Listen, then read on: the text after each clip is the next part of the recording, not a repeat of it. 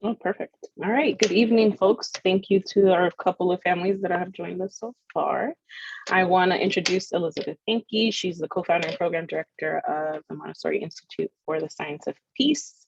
As you saw in her description in the RSVP, she holds an AMI elementary diploma from Bergamo, Italy, an AMI adolescent diploma, a master's degree in peace education from the United Nations mandated University for Peace in Costa Rica.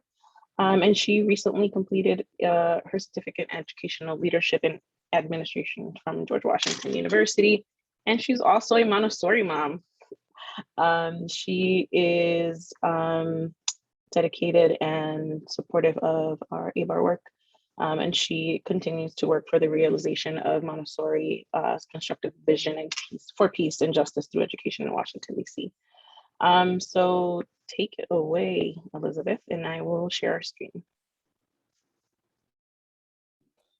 Thank you very much. I'm so excited to be here with you both and maybe any others who come tonight. And as Betsy said, yes, I have 3 children in Montessori school here in Washington, D.C. And I am hoping actually to hear also about your family, so I can kind of tailor the presentation to understand what you have, like what you're looking for and kind of where your perspective is as parents. Because I know from a teacher standpoint, but it's good to be able to relate things to the way that a parent might be experiencing it at home. And since we're such a small group, I'm wondering if you wouldn't mind just either in the chat or unmuting yourself and just saying what age your child or children are. Yes, and also anything else you'd like to share with me so I can get to know you.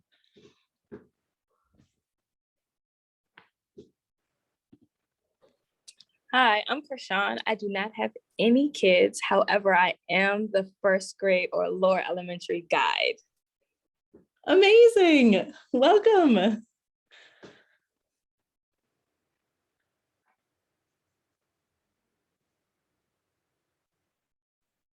Wonderful. 3.5.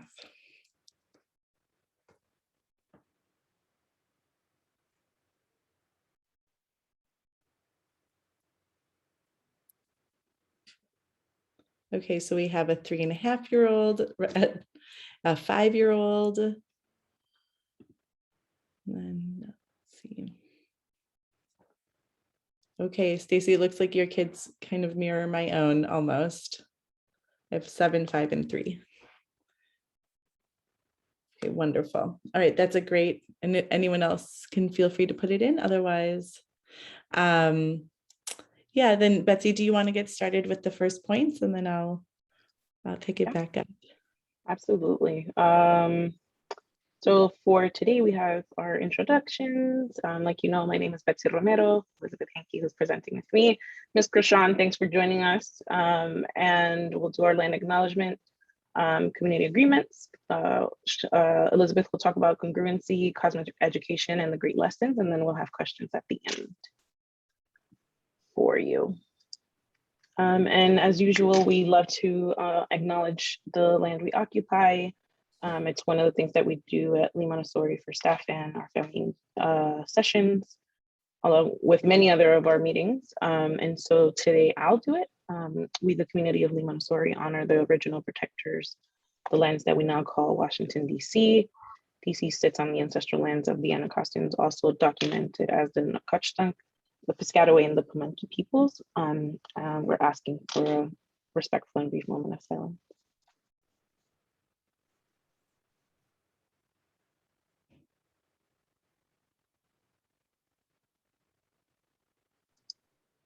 Thank you, everyone.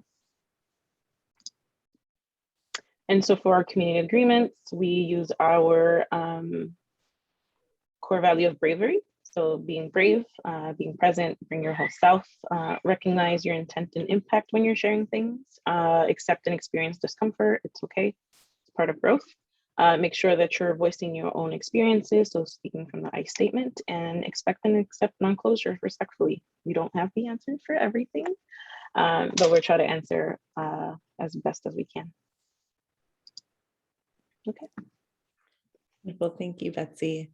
So I want to actually bring your attention first to this quote that Betsy put on the very first slide, in case anyone missed it, because it's such a nice introduction to the way Montessori, the Montessori philosophy and approach to education is a foundation for a more just world. And so the quote on the first slide says, the needs of mankind are universal. Our means of meeting them create the richness and diversity of the planet. The Montessori child should come to relish the texture of that diversity. So that first quote is talking about that which is universal. And that's one of the themes that I'll be talking about tonight, because that is really the bedrock of Montessori's approach to everything that she developed as a scientist, as an observer, was to look to what was universal in the child, look what's universal so that she could create a method of education that could be applied anywhere at any time and space. The quote that you have now, I'll read it, and then I promise not to read any more quotes off of a slide, because I know that can be kind of boring. Since it has been seen to be necessary to give so much to the child, let us give him a vision of the whole universe. The universe is an imposing reality and an answer to all questions. We shall walk together on this path of life, for all things are part of the universe and are connected with each other to form one whole unity.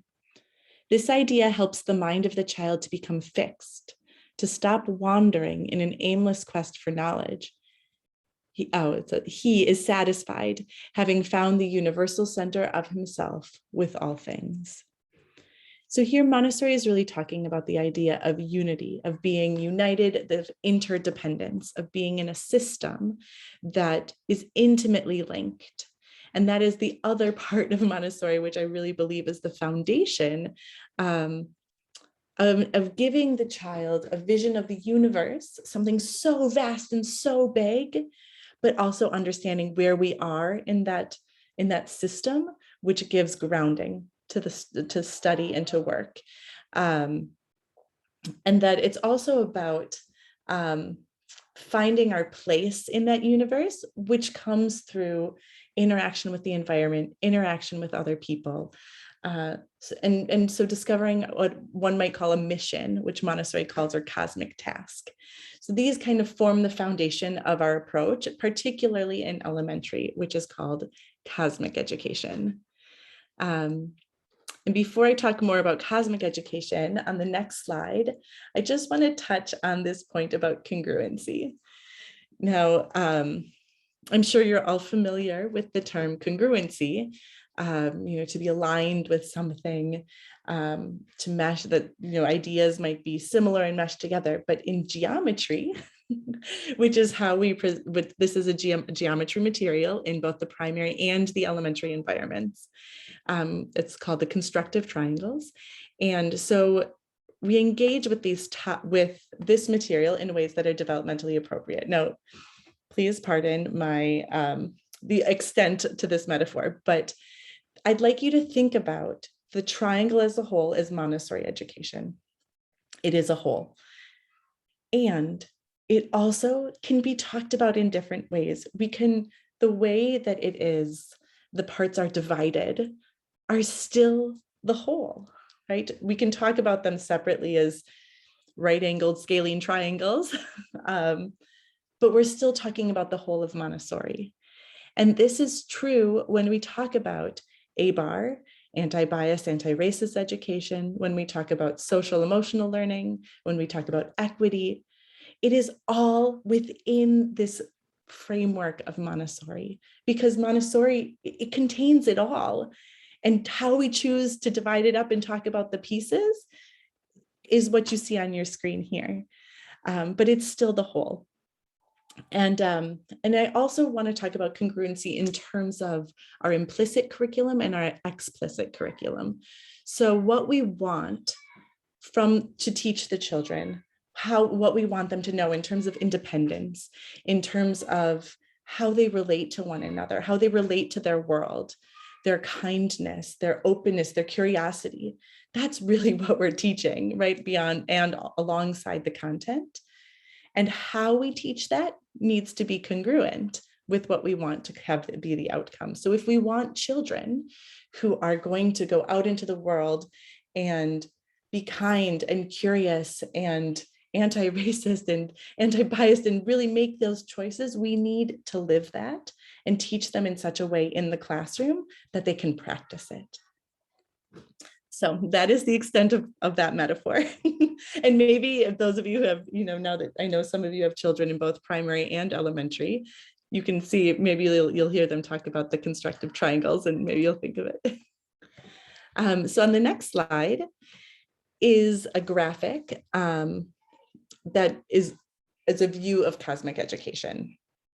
Now, the circle is the perfect way of encapsulating it, because cosmic education is about giving the whole universe, and the universe has endless points of study, right? Everything is contained in the universe, which means the child, when they have that, can answer any question that they come up with, whether it's in the physical world, the natural world, or in the human world. It's all contained.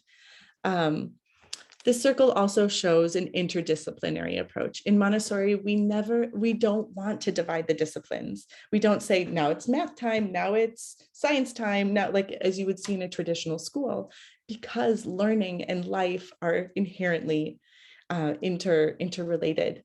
And so we don't want to artificially separate that. And that actually is part of our implicit to explicit. We want to keep them together as a whole, so they see things holistically. So when they encounter problems and things outside in the world, they will also see them not from like a singular point of view, but understand that it's part of a complex system or ecosystem.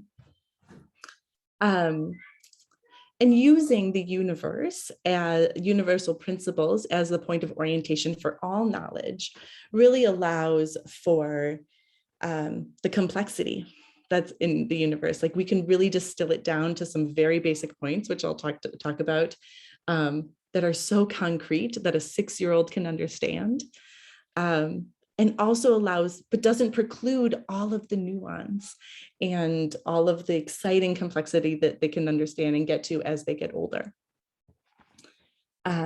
So you'll see in the center is the child. Oh no, we'll stay on the graphic, sorry. The center is the child from 6 to 12. And why are they at the center? Because they are such an inherent part of their learning, the drive to that learning, but also when you feel confident with where you stand, it like Montessori said in the second quote I read, like, it will give them calm. They don't have to search for answers because they know where they are, who they are. They can feel grounded by that. And then we place a child at the center of the universe, and they still can see like the vastness and the humility that comes from being a speck in this universe and being a powerful player in the story of humanity. It's like balancing that tension of the humility and empowerment that comes with it. I think it's just really a beautiful balance. And that comes with keeping the child at the center and placing them in the story of human history and the story of the universe, of the natural world. The concentric circles that are colored, the blue one we'll talk about next, which is human tendencies. And then it talks about the first 3 of the great stories. And because this talk is about storytelling, I'm going to share with you those stories, not the actual content of the stories, but kind of the purpose of the stories. And then talk about some key materials that also lead and form the foundation for children to enter the world, to be positive actors for change in society. Yeah, so then we can go to the next slide. Thank you. So human tendencies. Human tendencies are true across time and space, and they might not seem like, they might not be what they seem at first glance. So the idea is that anywhere in the world at any time, any human is going to experience and be driven in these certain ways, and you might see it. So for instance, you who has a granddaughter, I'd have to look back at the chat, who is 3.5. Yes, Donna, like if you look at a child of that age, you will see that's a great age for order, or it can be. My 3-year-old won't go to bed without like perfectly flattening her bed sheets. Why? I have no idea, but that is the stage she's in, and I'm grateful to know that that won't last forever. But we see these tendencies kind of rise and fall at different times in development, but they're there. Abstraction, you'll see, is something that is key for the elementary child. We can start to talk to them about things that are not right in front of them. Move from the concrete to the abstract, which is how they can do math, like without the materials, when they start to understand what a number is and quantities and or how to do squaring or cubing. Like if they're not physically doing it, which they do get to do in the Montessori environment, they can then learn to do it with their minds. Or we can use things like, oh, Texas can fit into Alaska 2 times, when we're trying to get them to orient information and understand it. We can use these abstract concepts, and they can understand, oh, wow, I understand how big that is without having to actually see it. So I'm happy to answer any questions you might have about human tendencies, but know that Montessori formed her approach to education based on these universal principles that are true across time and space, and that she noticed that these are all things that people are hoping to do, or do at different points in different ways throughout their development.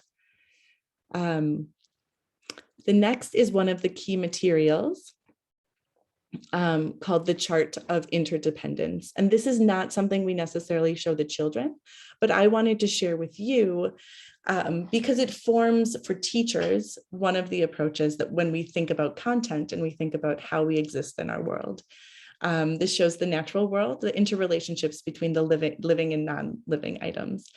And you'll see the natural world on top, because it can exist independently of us, but we cannot exist independent of it. But you'll see like different social groups at the bottom, that we are reliant on one another, of our human interactions. We are a social species, and that we do need to learn from one another, and that enriches us.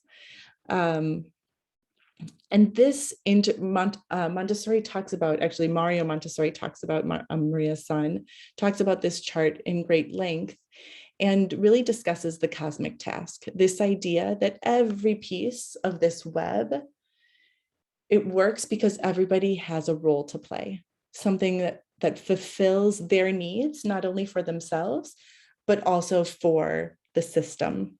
And we know that's true when we look at any kind of web of life. If you look at the bees, it's a great example, because of course, like the pollination leads for food, gives us food, and without them, we would be in a hard place. But they're also doing it because they need to, right? It's both and. And then another chart that we use, that we do show the children, is called the Fundamental Human Needs Chart, which is on the next slide. And I know it's a little hard to see, but this material emphasizes the connections between humans and the natural world, but what we need from the natural world. And this is one of my absolute favorite materials, because it focuses on what is universal. This idea of like people fulfilling their needs is true everywhere. You'll see on one side it says material needs, like clothing, shelter, defense, food, water, like those everyone needs, those things. Transportation, whether it's your walking feet or your bicycle, everybody needs each of these things. That is such a basic unifier. We're really taking it down to the bare bones of what do we actually need? And everybody needs this. And then on the other side, you'll see spiritual needs. And it doesn't mean, you'll see like there is one for religion, because religion exists and has existed for a long time, but it doesn't necessarily mean formal religion. It can mean spirituality, it can mean ceremonial parts of belief systems. I mean, this chart is very inclusive. You'll see vanity, which is also like the children are like, what, vanity? But really about decoration. And we see also from some of the earliest civilizations, decoration that comes with ceremonies or special occasions. And so it's not just makeup, but it's showing a more profound view of like, how do we celebrate? How do we express ourselves? What is our culture? And what arts and music and dance and move, all of those things, that's part of our fundamental human need. We need those things, and everybody needs those things. And so this chart, I can't over explain it, how powerful it is, because it's really a gateway for study in elementary, that children can choose any fundamental human need and they can research it from any civilization, any culture, any time and place.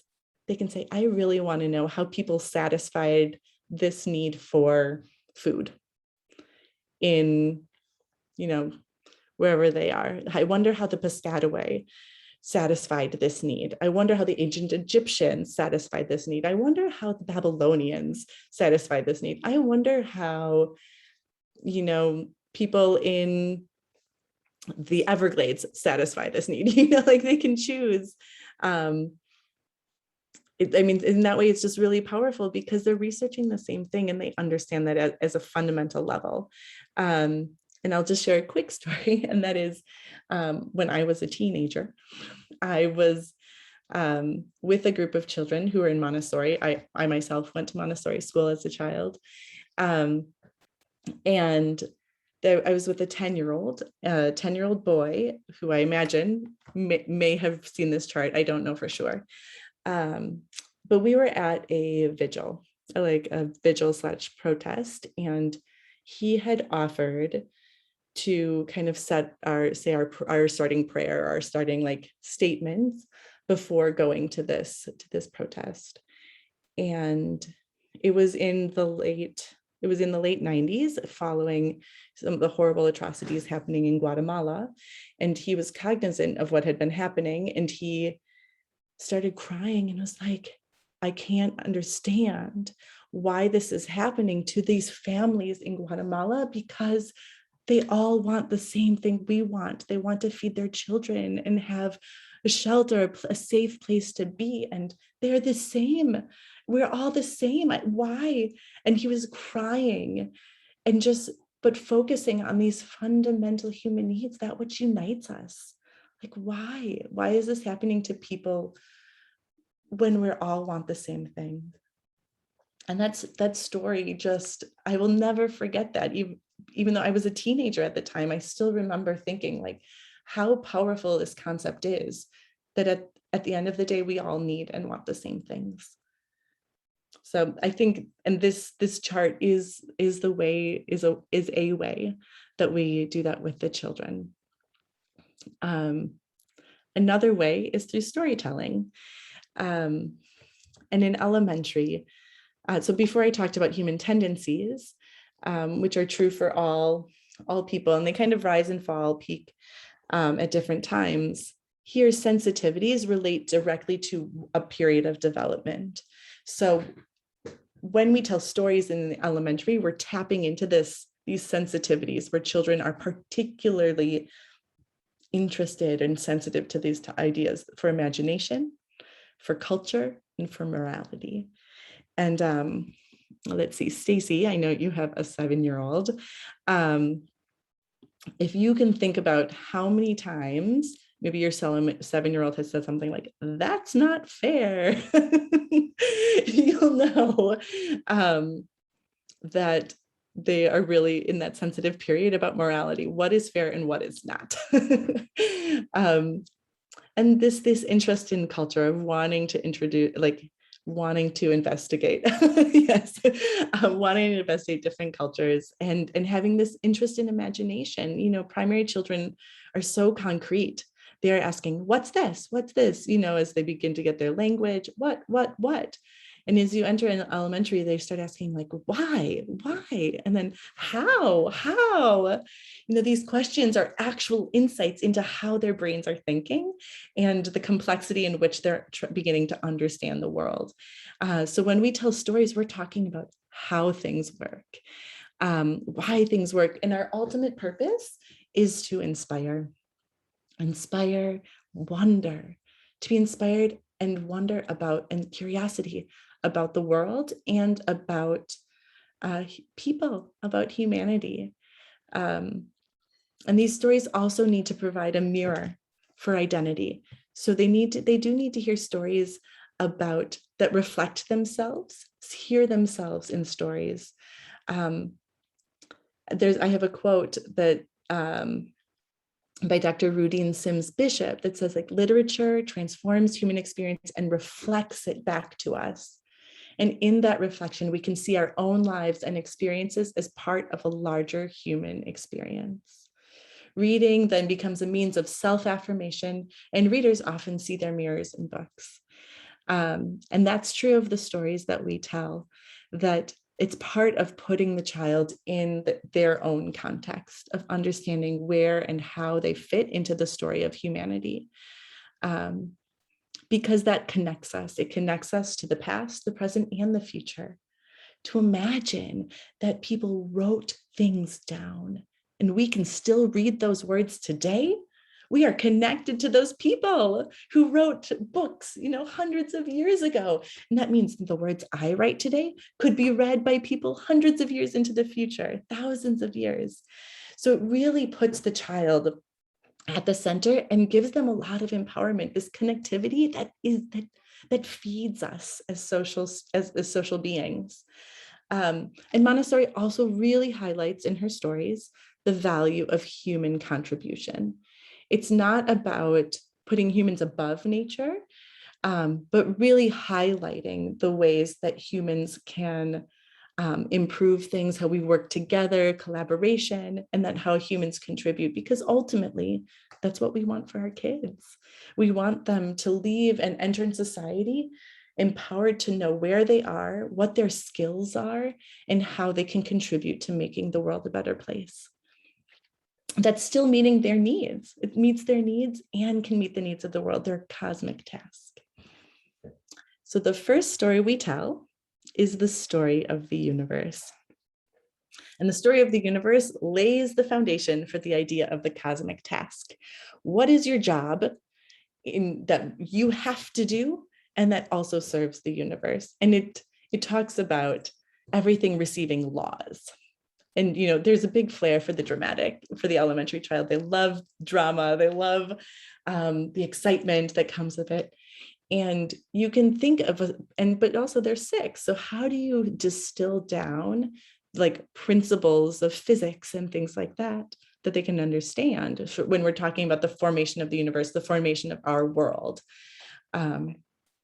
Things like every speck receives laws.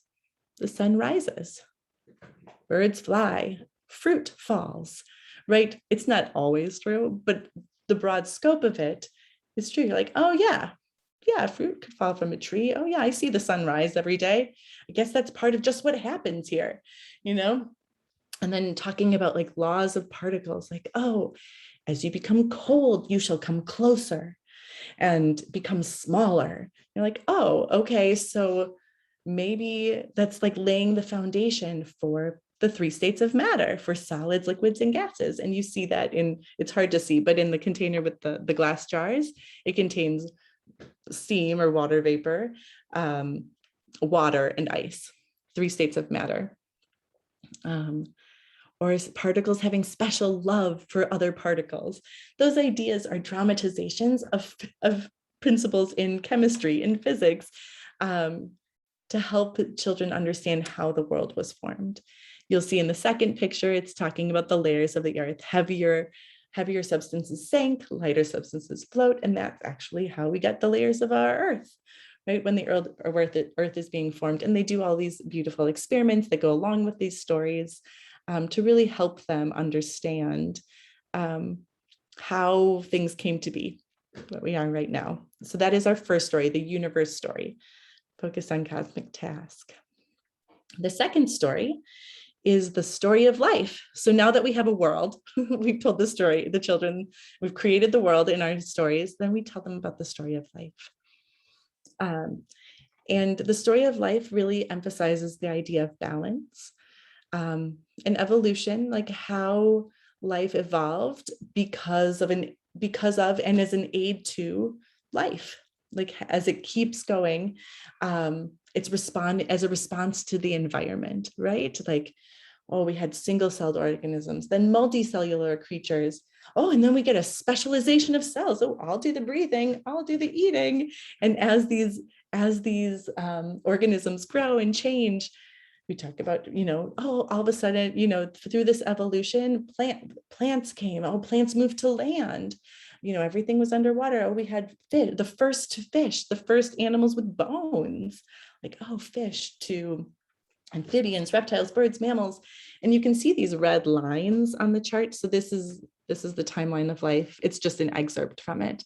But those lines kind of represent the rise and fall of a certain species. So at the very beginning of the timeline, it starts at the bottom. There's like a huge big slope up full of trilobites, the age of trilobites. And then each of the eras and periods, you can kind of see what's happening in a certain time and space. And this chart also is like an endless exploration for the children of what they want. Do they want to know about the earth? Do they want to know about what animals existed? Do they want to know about the plants? How about the positioning of the continents? What about the oceans? There's a lot of exploration here. But it's all built around this idea that we're responding to our environment. We are in relationship with our environment and what's around us, because it is context for how these animals came to be and where they're here or they're not here anymore. That's all context. So we've heard about the universe, then life, and now we get to the very end of the timeline, and it is about human beings and what makes human beings special. And of course, we want to emphasize that humans are special because we are human, and we want the child to feel proud, and not, like I said, not in an arrogant way that's putting us like anthrocentric, like humans above all else, but that we are empowered and can do great things. And so we emphasize that what makes us special is our human mind, that we can think and solve problems creatively, that we can tell stories, our human hands, which really represents human work, everything that humans have evolved and created to create a better society, a better world, and a better humanity. And that truly, and also the adaptation that happens through human work, that we as a species live in every climate, that satisfy our needs in every climate in such a diversity of ways, is thanks to the amazingness of human hands and human tools. And finally, human love. And what's special about human love is that we have the ability to love those we don't know. And emphasizing like that I can feel love, which can be wanting the best for someone on the other side of the planet. And that's a really powerful notion, to know that that's something that makes us special. And so something that we want to practice.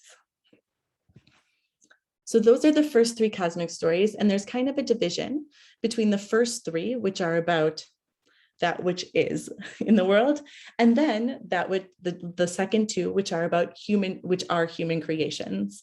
So about a celebration of what humans have actually created. So we move around like the universal natural components and focus on human invention, like language. This is one of I love it. The story of the axe in a house is the story of written language. And you can see some of the chart on the right. just shows some of the languages we might cover, but really we talk about from the very beginning why words were spoken, why we might need to write them down, looking at cave paintings through the Aztecs, the Sumerians, the Phoenicians, Egyptians, the Greeks, the Romans, following the story of the alphabet, the English alphabet. And if you were telling the story in a different country, you would follow the story of your own alphabet. Like that's one of the beautiful things about Montessori is we start with where the child is. And so this is the story of the English alphabet as told, which evolved through so many different cultures and places. And that's part of its beauty and how we ended up with where it is today, which in and of itself is a really powerful lesson for children. But the most impressive for this, like for the child to think about human invention is that think about all of the words in the world, infinite number of words, let's say in the English language, infinite number of words. And we can create those with 26 symbols. That's pretty incredible. 26 symbols, and we can create an infinite number of words. Like that's an amazing invention. So to be able to appreciate that, the human invention of it, and also the context, the history from where it comes. And the same is true for the next slide, which is the story of numbers. We look at you can see the Malaya, why we started counting numbers, how we started, do we use our, starting with our hands or stones, the purpose for it, moving all the way through the Babylonians and Egyptians, the Chinese, the Romans, the Arab traders. Like, what is the story? Everything has a story of how it came to be. And the story of numbers, while it goes through all of these places and all of these cultures, and we can see how it's changed because of these different groups of people who have used them. And one of my favorite parts about the story of numbers is talking about this invention that made numbers so much easier. Because you can see here at the bottom, like the Egyptian numerals, all of the pictographs, like you can have really long numbers, which means you'll have lots of pictures. The same with Chinese numerals. It's a long number, or Roman numerals. I'm sure you've all seen long Roman numerals and you're like, oh, what was that again? Those are huge, huge long numbers. Like, have you ever tried doing long division with Roman numerals? Not easy, right? So there was this invention that made everything so much simpler, and it came from India. And people from India, the Hindus from India, traveled to Iraq, to Baghdad, where the library rivaled that of the Library of Alexandria. And they brought with them this special word that was a Hindu word that meant empty. And it was represented by a circle with nothing inside of it. And because of that, now we only need 10 digits to represent an infinite number of numbers. Amazing. I get goosebumps every single time. But the key to this simplicity was nothing, right? Like, wow, doesn't that just blow your mind that this exchange of ideas and the knowledge across cultures is simplifying our life today? That's really powerful. And how can you not feel inspired and awed when you hear like the stories of these things we use all the time? The last story is not a great story, but that I wanted to share with you, called The Great River. And it's, this is the chart we use for the Great River. And it's about harmonious working, that everybody has a part to play. You have the control center, you'll have the trash collectors, and you have this great river connecting everything, that's keeping everything working together. It's harmoniously functioning. And at the end of the story, the children find out that it's actually about the human body. That we have our different systems and organs all connected through the bloodstream. But it actually, of course, serves as a metaphor for how human society functions. And the underlying message there is of human solidarity, that we can work together, that we are all connected, and that we can create this kind of society. So how, this is kind of like the $1 million question. How, with knowing that this is the foundation, everything that I've shared with you about storytelling and about Montessori creating this foundation for work, like how do we treat issues of anti-bias, anti-racist education and equity and social emotional learning? How are we interacting with those in the environment? Well, you can go to the next slide. Our ultimate goal is to prepare the child for life. And so to do that, it is to prepare them to enter the society in which they live. And since we don't live or teach in a vacuum, elements of society come into our classroom. And that is what we want, because our classrooms are practice societies. That is where the children learn to grapple with issues that they see, that they experience, that they hear about. And it's our job as guides to help process that and create a space that is safe to do so and developmentally appropriate. And so my approach is to respond to the children when things are happening. Like when the January 6th riots happened in DC, there was not a child who wasn't affected, who didn't hear about it, because it was our city, And so they brought that into the classroom and we needed to respond to it. And that is our job. And so we see these issues rise up, and we know that we have this foundation so that they can be curious, they can feel safe to ask questions, and we can help them process and come up with solutions. I think because we can control our practice society. The children, they solve their own conflicts. They have community meeting, they talk about issues. So they have the space to create this new society that we want to create. And developmentally appropriate ways are very key for this, because we have to maintain a positive and inspired view of the world and of humanity. And that, as parents, that's really important too. It's a tension, whether you're like, am I shielding my child from the truth, from the realities of the world, or should I expose them?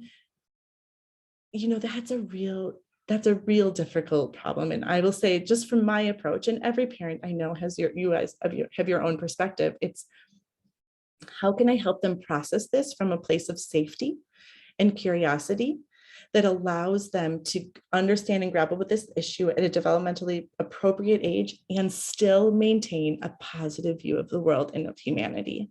That is essential, because I used to be a high school teacher, and it's really easy to encounter apathetic teenagers. I'd say even actually more likely to encounter apathetic, like 20-something-year-olds.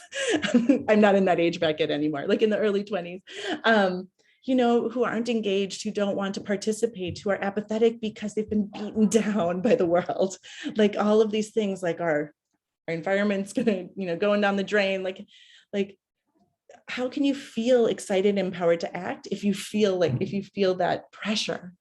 So we need to walk that delicate balance of responding to what they bring to us and counterbalancing that with all of the wonderful and truly amazing and true invention and contribution from humanity. Because ultimately, we want children to leave our environment who know who they are, know their skills, and can find where their skills meet the needs of the world. Because if they can do that, they have their cosmic task and their mission, and that will make the world more just. Thank you. And I'd love to answer any questions that you might have, and feel free to put them in the chat or just to unmute yourself, because we are a small group.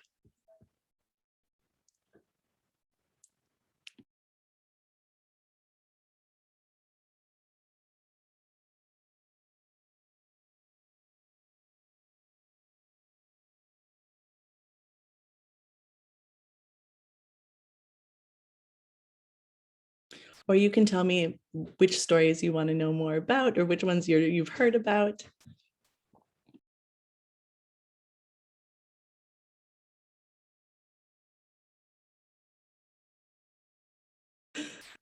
Thank you.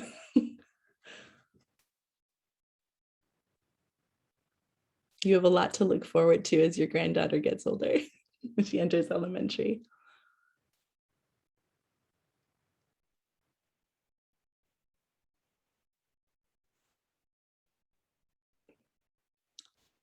Yeah, I think Donna has written in the chat, like, this seems like the perfect approach to education. Certainly that's why I'm a Montessori teacher. You're saying that to the right crowd. I mean, we're all here for a reason. But it really is, right? It's something that's so universal, though I can't emphasizing the universal principles, that what unites us in order to relish the texture of the diversity and how we answer those needs.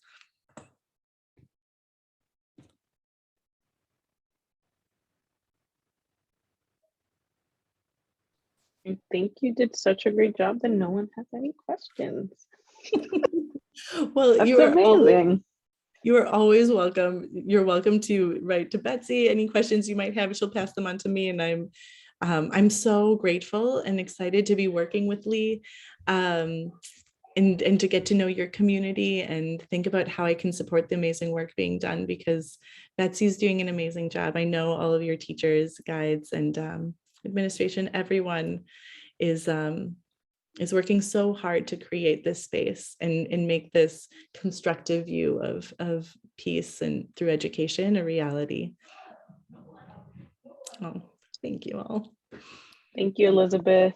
Thank you all for joining us tonight. If you want to see the recording, of course, it'll be on our YouTube channel.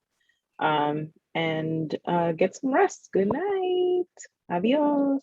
Adios. Good night, everyone.